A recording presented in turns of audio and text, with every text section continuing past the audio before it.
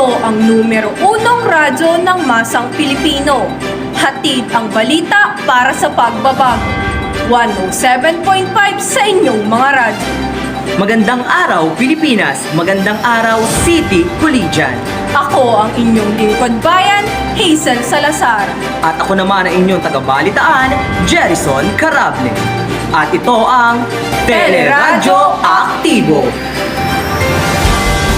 Sa mata ng mga nagbabagang balita. Usaping climate change, ating tututukan. Siya may Evaristo, ibalita mo. Climate change has wide-ranging impacts on the environment ecosystem. Human societies, it results in rising sea levels, melting ice caps, and grass. Shifts in precipitation patterns, more frequent and intense extreme weather events like hurricanes and heat waves, and changes in true distribution and behavior of plants and animals. So these changes have significant consequences for human health, food security, water resources, and the economy.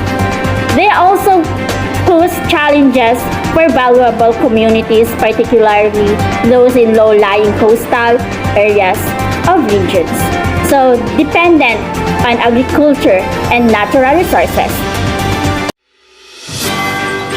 Mga epekto ng climate change, ating alamin. Maricel Deliso, magbabalita. Climate change is causing rising sea levels, increased coastal flooding, submerge of low-lying areas, saltwater intrusion, intensified coastal erosion, and disruption of ecosystem. These impacts can lead to erosion, loss of habitats, and economic and social challenges. Rising sea levels can also disrupt industries like as displacement of population. To mitigate this effect, proactive measures such as coastal protection, land use planning, conserving coastal ecosystems, and reducing greenhouse gas emissions are needed. These measurements aim to protect coastal areas to mitigate the negative effect of climate change. Climate change is causing extreme weather alerts, resulting in heat waves, hurricanes, drought to flooding, wildfires, sea level rise, and ecosystem impacts. Heat waves are expected to become more intense, causing heat wave-related illness and affecting vulnerable populations. Hurricanes and storms are expected to become stronger, causing flooding, coastal erosion, and structure damage. Droughts are expected to become most severe, impacting agriculture, water supplies, and ecosystem. Floods expected to increase, causing flash floods, river flooding, and urban flooding. Wildfires are also expected to intensify due to higher temperatures, dry vegetation, and altered precipitation patterns. Sea level rise and displacement of coastal communities. These events are causing profound impacts on ecosystem and biodiversity, necessitating action to mitigate and adapt to climate change. Epekto ng climate change sa tao at ecosystem, ating tutukan. Apple, Kanyete, ating pakinggan. Climate change has a multifaceted impact on both human societies and natural ecosystems. Here are some specific details about the consequences of climate change. More frequent and severe natural disasters, rising temperatures, changing precipitation patterns, and sea level rise can lead to an increase in the frequency and severity of natural disasters, such as hurricanes, floods, and wildfires. These events can cause significant damage to infrastructure, property, and human lives. Disruptions to agriculture. Climate change can have detrimental effects on agriculture. Changes in temperature and precipitation patterns can disrupt growing seasons, reduce crop yields, and increase the risk of pests and diseases. This can lead to food shortage, higher food prices, and economic challenges for farmers and communities that depend on agriculture. Threats to biodiversity. Climate change poses a significant threat to biodiversity. Rising temperatures and changing habitats can disrupt ecosystems, leading to loss of species and the leading to the loss of species and the degradations of natural habitats. This loss of biodiversity can have cascading effects on ecosystem functioning and the services they provide, such as pollination, water purification, and carbon sequestrations. Challenges to water resources. Climate change can impact water resources in various ways. Changing in precipitation patterns can result in droughts or heavy rainfall, leading to water scarcity or flooding. Rising temperatures can also accelerate the melting of glaciers and ice caps, affecting the availability of freshwater resources for both human and ecological needs. These just a few examples of the multifaceted impacts of climate change on human societies and natural ecosystems. It's crucial for us to take action to mitigate and adapt to these changes to ensure a sustainable future. Mga kaibigan, dagdag impormasyon para sa climate change. Rising temperatures contribute to more frequent and severe natural disasters in several ways. First, increased intensity of heat waves. As temperatures rise, heat waves become more frequent and intense. Heat waves can lead to heat-related illnesses and deaths, especially among vulnerable populations. They can also increase the risk of wildfires as dry and hot conditions create a favorable environment for fires to spread. Second, intensification of storms. Warmer temperatures can fuel the intensification of storms, including hurricanes, typhoons, and cyclones. Warm ocean waters provide the energy needed for storms to form and strengthen. At sea surface temperatures, storms can become more powerful with higher wind speeds and heavier rainfall. This can result in more destructive storm surges, flooding, and damage to coastal areas. Third, changes in precipitation patterns. Rising temperatures can alter precipitation patterns, leading to more extreme rainfall events. This can result in an increased risk of flash floods and landslides. Conversely, higher temperatures can also contribute to drought condition, which can lead to water scarcity, crop failures, and increased wildfire risk. Fourth, melting of glaciers and ice caps. Rising temperatures cause the melting of glaciers and ice caps, leading to increased water flow into rivers and oceans. This can contribute to the risk of flooding in areas downstream. Additionally, the loss of glaciers can impact water availability for agriculture, drinking water, and hydroelectric power generation. Fifth, sea level rise. Rising temperatures contribute to the melting of polar ice caps and glaciers, causing sea levels to rise. Higher sea levels increase the vulnerability of coastal areas to storm surges and flooding. This can result in the displacement of communities, loss of infrastructures, and damage to ecosystem. It is important to address rising temperatures and take measures to mitigate climate change to reduce the frequency and severity of natural disasters. Alam naman natin mga kaibigan na walang solusyon sa climate change.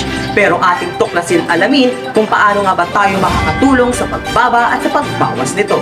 Shela Gamir, ibahagi mo! For mitigating climate change, the first one is transition of renewable energy. Shifting from fossil fuel to renewable energy sources like wind, solar, and hydroelectric power can significantly reduce carbon dioxide emission. Second is switch to sustainable transport. Petrol and diesel vehicles, planes, and ships use fossil fuel, reducing car use. Switching to electric vehicles and minimizing plane travels will not only help stop climate change, it will reduce air pollution too. Restore nature to absorb more carbon. The natural world is very good at cleaning up our emission, but we need to look after it. Planting trees in the right place or giving land back to nature through rewilding schemes is a good place to start. Alam nyo ba mga kaibigan na sa simpleng kilos nyo ay makakatulong kayo? Kaya ating pakinggan at ating alamin. Magmumula at i-report ng aking kapartner Hazel Salazar kung paano nga ba tayo makakadagdag sa pagtulong. Hazel? Cool Planet are leaders in helping businesses and individual measures reduce, offset their carbon emissions. Measure your carbon footprints and determine which of your activities have the biggest climate impact. Develop and implement a carbon reduction strategy to reduce available emission. Carbon offsets from a variety of projects and around the world to counter your carbon footprint. Certify you are a carbon neutral and help promote your green credentials.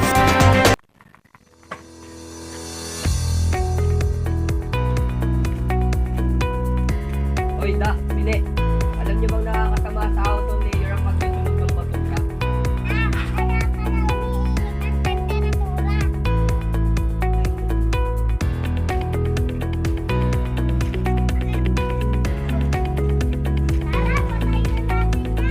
Oo, patay yun yan. Gagalatayin mo yung tubig.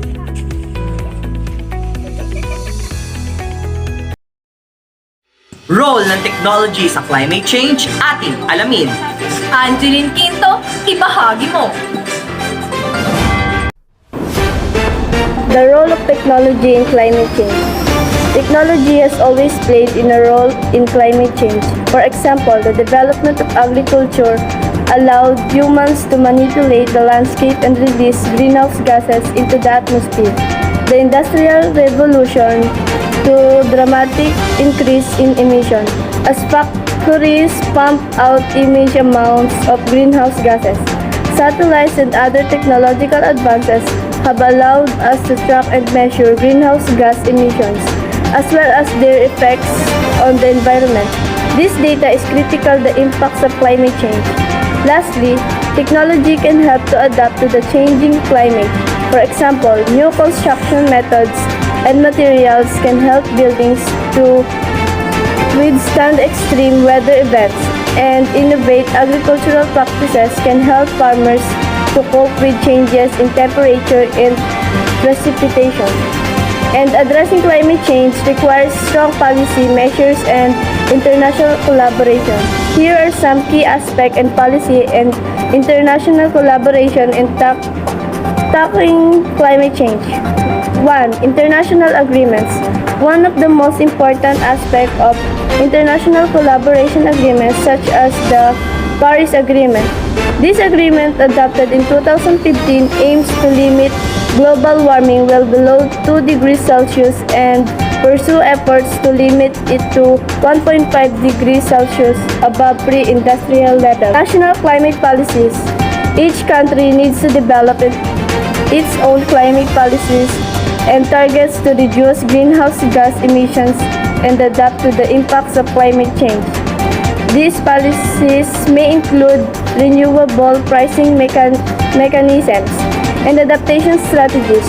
National policies should align with international comments and be periodically updated to reflect changing circumstances and scientific knowledge. 4. Technology transfer and financial support. Developed countries assist developing countries in addressing climate change by providing financial support and technology transfer. This can help developing countries transition to cleaner energy sources, build resilience infrastructure, and adapt to climate impacts.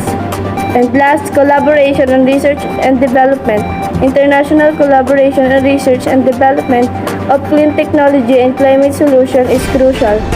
Sharing best practices, scientific knowledge, and innovation can accelerate the development and deployment of sustainable technologies.